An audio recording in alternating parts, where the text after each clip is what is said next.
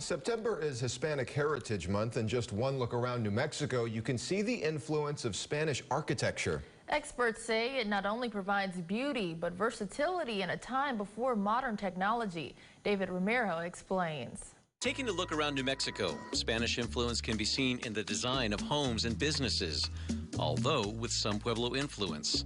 From flat roofs to vigas to even tiles on roofs, Spanish culture is more prominent than ever.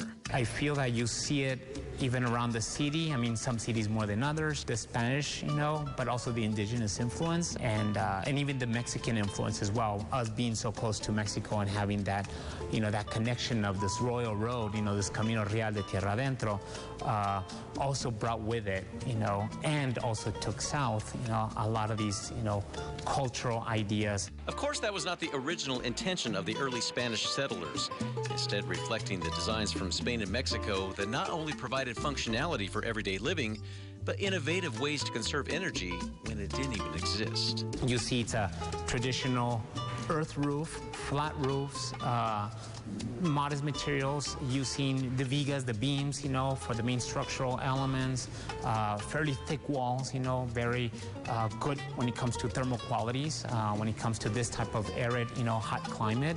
The portales, interior courtyards, which actually form microclimates as well, to keep cool. So they adapted. The spread of that influence reached farther than New Mexico and the Southwest, thanks to the Santa Fe Railroad and the Fred Harvey hotels and train stations being built along the way. A lot of the buildings that he constructed were built with that regional flavor, yes, which would be probably a Spanish Pueblo revival. Not all of them, some of them could be considered mission style, especially into the 1920s. But the Spanish Baroque Pueblo style didn't come without problems. Not all the buildings were built appropriately. I mean, it happens even today.